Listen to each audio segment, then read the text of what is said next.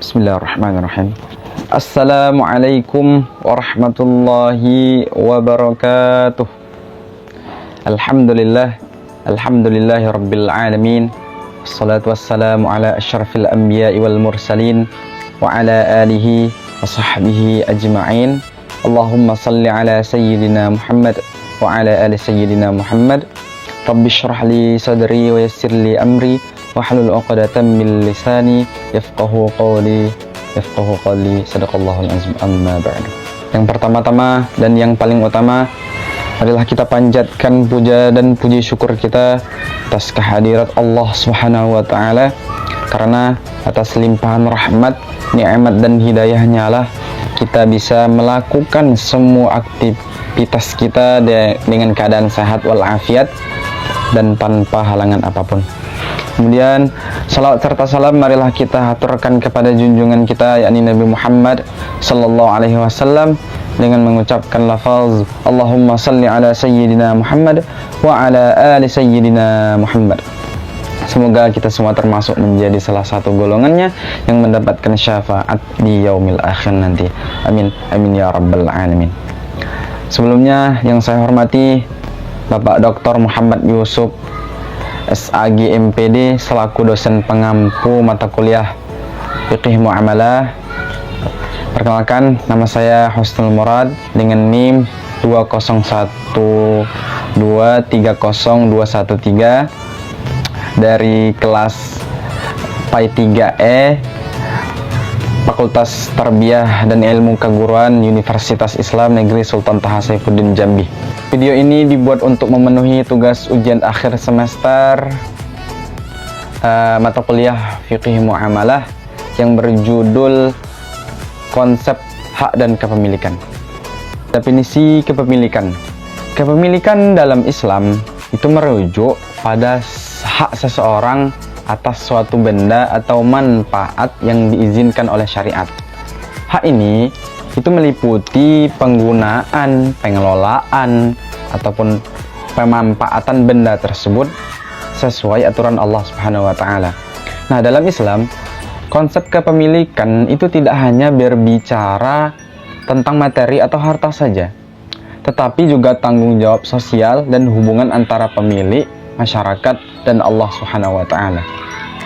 Oke. Yang pertama, hak kepemilikan penuh dan manfaat. Hak kepemilikan penuh atau hak milik yang sempurna itu memberikan kebebasan penuh kepada pemilik. Nah, artinya seseorang itu memiliki hak atas zat benda atau dan manfaatnya. Dengan hak penuh ini, pemilik bisa melakukan apapun berbagai tindakan atau tasarruf terhadap benda tersebut selama sesuai dengan syariat Islam. Contoh, tasarruf menjual benda, mewariskan atau haibah, menyewakan atau ijarah, atau mengibahkan untuk amal atau wakaf.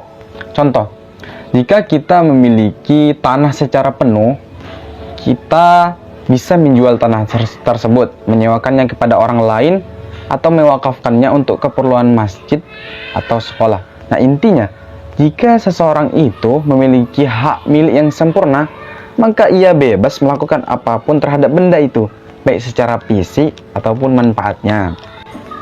Nah, yang kedua, ada hak naqis, hak yang tidak sempurna.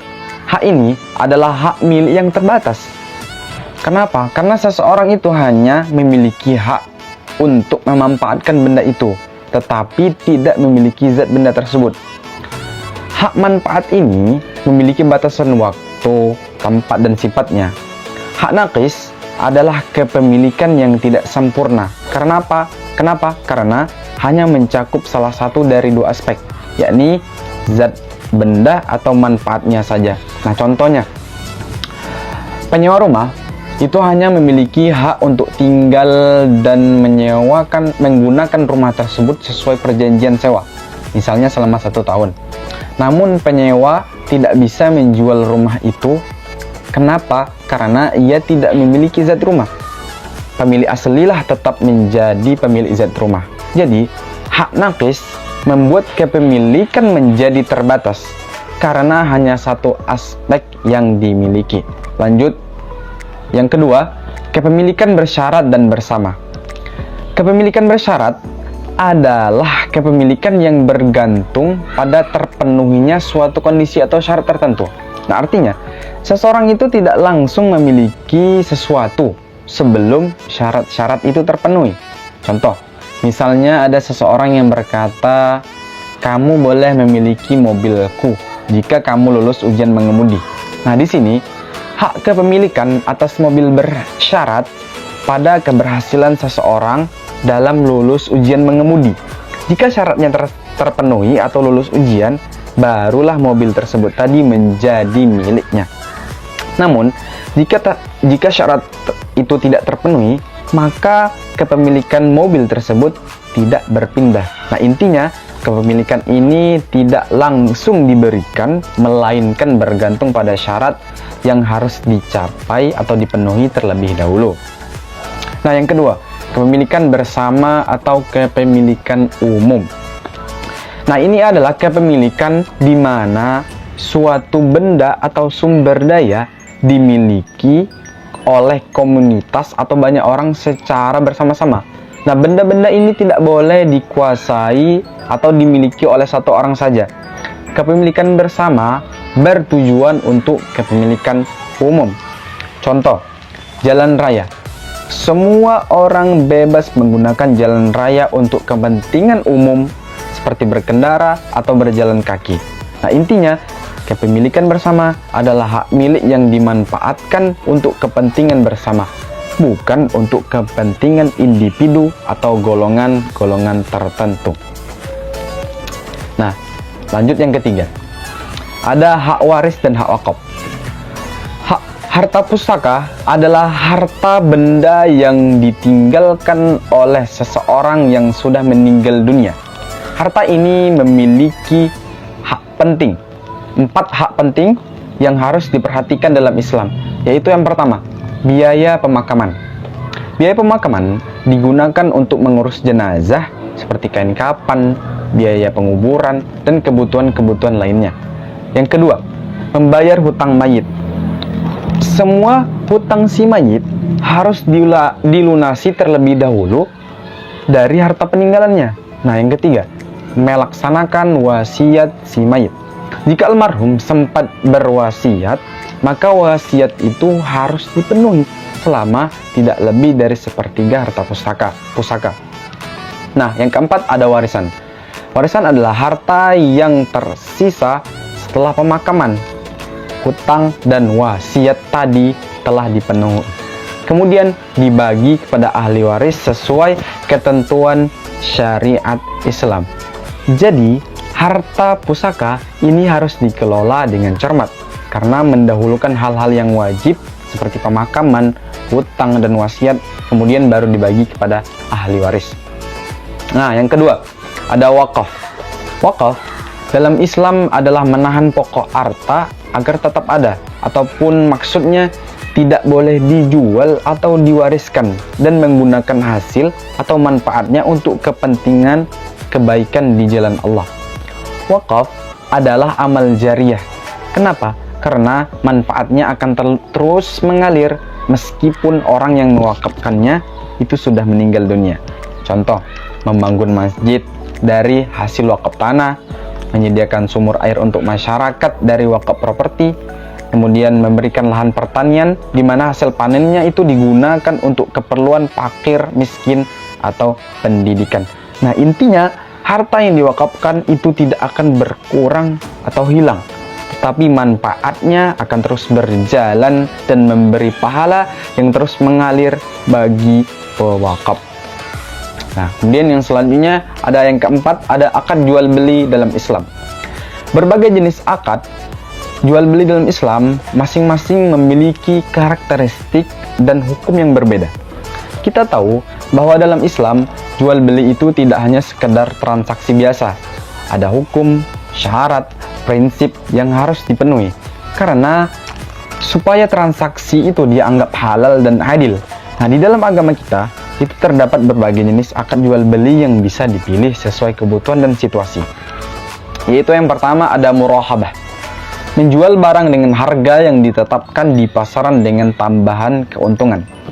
Nah, murahaba adalah jual beli yang transparan atau terbuka. Nah, artinya penjual memberitahu si pembeli berapa harga pokok barang yang dibeli, lalu menambahkan keuntungan yang telah disepakati oleh kedua belah pihak. Nah, ini biasanya digunakan dalam pembiayaan syariah, seperti pembelian rumah atau kendaraan di bank syariah. Contoh, misalnya ada bank syariah yang membeli rumah seharga 200 juta. Kemudian bank itu menjual rumah kepada nasabah seharga 220 juta dengan pembayaran secara cicilan. Nah, dalam hal ini pembeli tahu bahwa harga pokok dan keuntungan bank tersebut. Nah, jadi transparansi harga dalam akad murahabah memastikan kedua belah pihak itu tidak ada yang merasa dirugikan. Yang kedua, ada istisna, meminta seseorang untuk membuat sebuah barang tertentu dalam bentuk tertentu. Istisna adalah jual beli pesanan. Artinya, penjual membuat atau memproduksi barang sesuai dengan permintaan pembeli. Dalam akad ini, barang belum ada pada saat akad dilakukan. Produksi akan baru dilakukan setelah ada kesepakatan. Contoh, jika kita ingin membangun sebuah rumah, kita bisa memesan rumah kepada pengembang. Nah, misalnya, kita pesan rumah dengan ukuran tertentu dan desain tertentu. Lalu pengembang akan membangunnya sesuai permintaan kita. Nah, pembayarannya itu bisa dilakukan secara bertahap atau sekaligus, tetapi tergantung perjanjian atau kesepakatan. Nah, poin pentingnya adalah akad istisna memberikan fleksibilitas untuk memesan barang atau proyek yang belum ada, tetapi harus jelas spesifikasi dan waktu penyelesaiannya. Kemudian yang ketiga ada salam. Penjualan sesuatu di masa yang akan datang dengan imbalan sesuatu yang sekarang. Salam adalah akad jual beli yang dilakukan di mana pembeli membayar harga di muka, membayar harga barang di muka, sementara barangnya akan diterima pada waktu yang disepakati di masa depan. Akad ini cocok untuk memenuhi kebutuhan barang yang akan datang. Contoh, misalnya kita membeli hasil panen padi dari petani dan membayarnya sekarang. Tetapi padi baru akan dikirimkan 3 bulan kemudian setelah panen tiba. Nah, jadi dalam akad salam pembayaran dilakukan di muka. Nah, ini sangat membantu produsen atau petani karena mereka bisa menggunakan uang itu untuk modal produksi. Nah, kemudian yang selanjutnya ada yang kelima, akad sewa atau ijarah dan haibah. Ijarah adalah akad atas manfaat yang mubah lagi diketahui, diambil sedikit demi sedikit selama masa tertentu. Contohnya menyewa rumah. Nah, ijarah adalah akad sewa menyewa, di mana seseorang itu mendapatkan manfaat dari suatu barang atau jasa dalam waktu yang telah ditentukan dengan imbalan-imbalan tertentu. Manfaat yang dimaksud di sini adalah hal yang mubah atau dibolehkan dalam Islam, seperti menyewa mobil, menyewa rumah, dan tenaga kerja. Pihak penyewa atau bisa disebut dengan mustajir wajib membayar upah kepada pemilik atau ajir sesuai kesepakatan. Contoh, misalnya kita menyewa rumah selama 1 tahun dengan biaya 20 juta. Nah, di sini pemilik rumah memberikan manfaat dari rumahnya atau tempat tinggal tadi. Kita sebagai penyewa wajib membayar biaya sewa sesuai kesepakatan. Nah, yang kedua ada haibah.